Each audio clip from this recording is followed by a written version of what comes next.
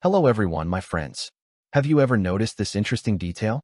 During the Second World War, Soviet tanks were painted green, while German tanks were painted gray. What was the reason for this? Today, let's try to figure it out together. Right after the First World War, the armies of the leading nations began actively using protective coloring for their vehicles. The main goal was to camouflage tanks and trucks on the battlefield. The most universal color turned out to be khaki, a shade somewhere between green and earthy brown. The French went even further. They began experimenting with multicolored patterns, creating spots, stripes, and outlines on their vehicles that distorted the silhouette of the machine. This was the birth of the first modern camouflage concepts.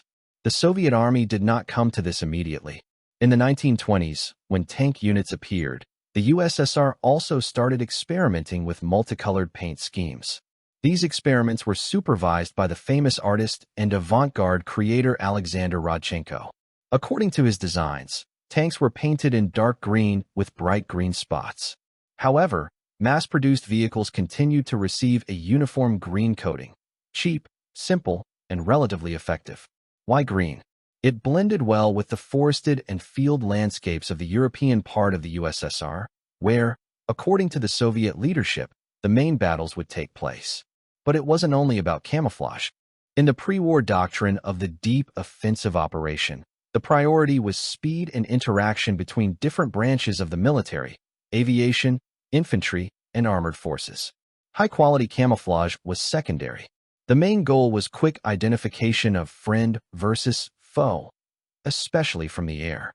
That's why tanks more often received tactical markings and identification stripes rather than complex camouflage patterns. Even in August 1939, when various camouflage schemes were tested, they still failed to implement them fully. Only some tanks in the border districts received unusual paint jobs. The main color remained the same, protective green. With the start of the Great Patriotic War, camouflage became even less of a priority. Tank units suffered enormous losses, and evacuated factories in the Urals struggled just to restore production. At that time, there was no concern for appearance. The main thing was that the tank could drive and fire. Later, after 1943, when the Red Army went on the offensive, identification again became more important than concealment. Camouflaged vehicles became even rarer, usually the initiative of individual commanders. And what about the Germans?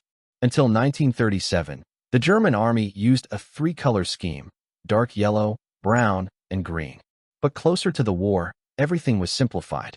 Starting in 1937, a new standard was adopted. All vehicles were painted dark gray.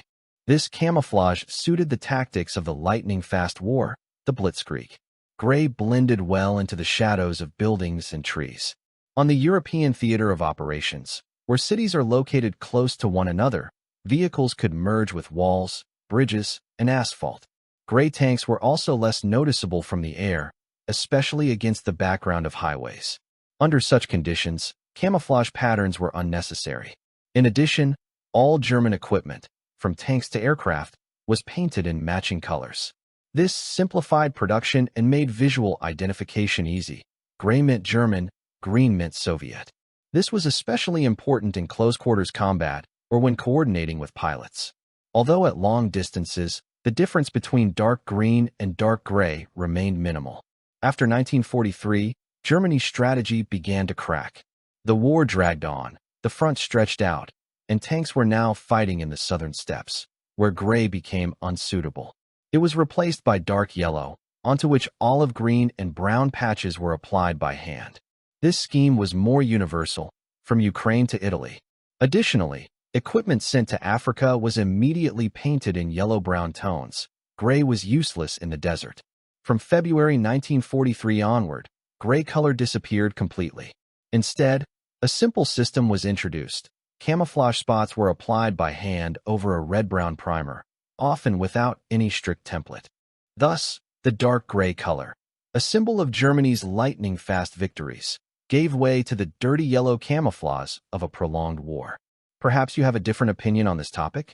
Share it in the comments. And if you found my video interesting, don't forget to leave a like and subscribe to the channel.